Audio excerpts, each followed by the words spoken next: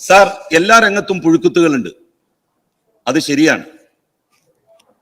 ഉദ്യോഗസ്ഥ മേഖലയിൽ, പോലീസ് മേഖലയിൽ, രാഷ്ട്രീയ പാർട്ടികളുടെ നേതൃത്വത്തിൽ എല്ലാം ഒരു കുട്ടിയുടെ ജനിക്കാനുള്ള അവകാശത്തെ നിഷേധിച്ച് ഭ്രൂണത്തിൽ തന്നെ ആ കുട്ടിയെ കൊന്നുകളഞ്ഞു എന്ന ആരോപണം നേരിടുന്ന രാഹുൽ മാങ്കൂട്ടത്തെ പോലെയാണോ എല്ലാ യൂത്ത് കോൺഗ്രസ്സുകാരും, എല്ലാ കോൺഗ്രസ്സുകാരും?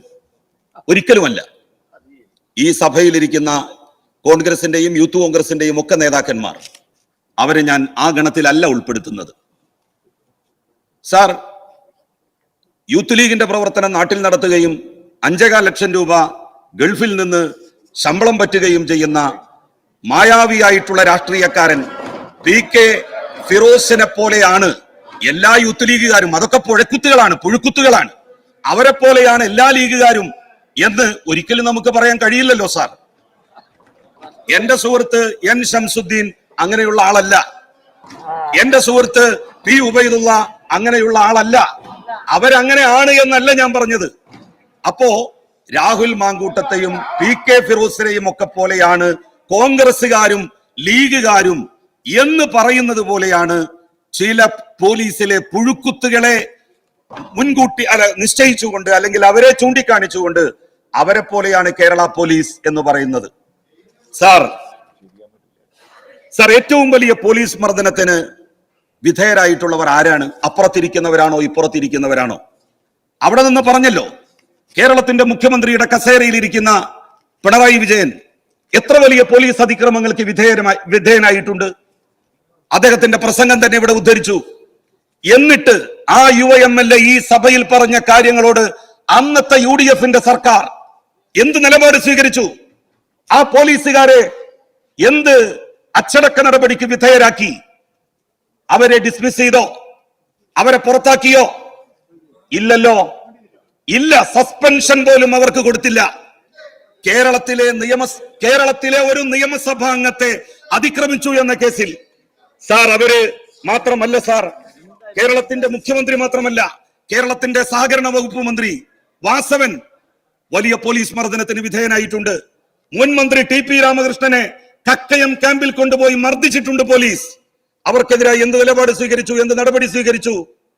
ഇതായിരിക്കുന്ന കടകംപള്ളി സുരേന്ദ്രൻ മുൻ മന്ത്രി അടിയന്തരാവസ്ഥ കാലത്ത് എന്തുമാത്രം പീഡനങ്ങൾ നേരിട്ടയാളാണ്. ആയിരിക്കുന്ന പൊന്നാനി MLA നന്ദകുമാർ അടിയന്തരാവസ്ഥ കാലത്ത് അതിക്രമങ്ങൾക്ക് വിധേയനായിട്ടുണ്ട്. ആയിരിക്കുന്ന ഹരീന്ദ്രൻ MLA അദ്ദേഹം അതിക്രമങ്ങൾക്ക് വിധേയരായിട്ടുണ്ട്. ഈ ആളുകളെ ആക്രമിച്ച പോലീസുകാർക്കെതിരായി അന്നത്തെ UDF-ന്റെ സർക്കാർ എന്ത് നിലപാട് സ്വീകരിച്ചു? അന്നത്തെ UDF-ന്റെ സർക്കാർ? അന്ന് ഞാൻ ചെറിയ കുട്ടിയായിരുന്നില്ലേ ലത്തീഫ് ക? നിങ്ങളെപ്പോലെ അന്ന് ഞാൻ ചെറുപ്പക്കാരനും മധ്യവയസ്കനൊന്നും ആയിരുന്നില്ലല്ലോ.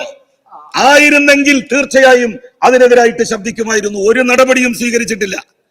കേരളത്തിന്റെ ചരിത്രത്തിൽ ആദ്യമായി പോലീസ് സേനയിലെ ഉദ്യോഗസ്ഥന്മാരെ ഡിസ്മിസ് ചെയ്യണമെന്നുള്ള നടപടി സ്വീകരിച്ച മുഖ്യമന്ത്രിയാണ് ഇന്ന് കേരളം ഭരിക്കുന്നത്.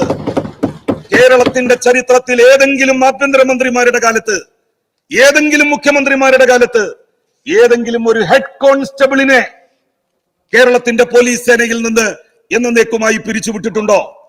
144 പോലീസ് ഉദ്യോഗസ്ഥന്മാരെയാണ് സഖാവ് പിണറായി വിജയൻ കേരളത്തിന്റെ മുഖ്യമന്ത്രിയായതിനു ശേഷം ഇത്തരത്തിലുള്ള പുഴുക്കുത്തുകളെ കേരളത്തിന്റെ പോലീസ് സേനയിൽ നിന്ന് എന്നേക്കുമായി മാറ്റി നിർത്തിയത്.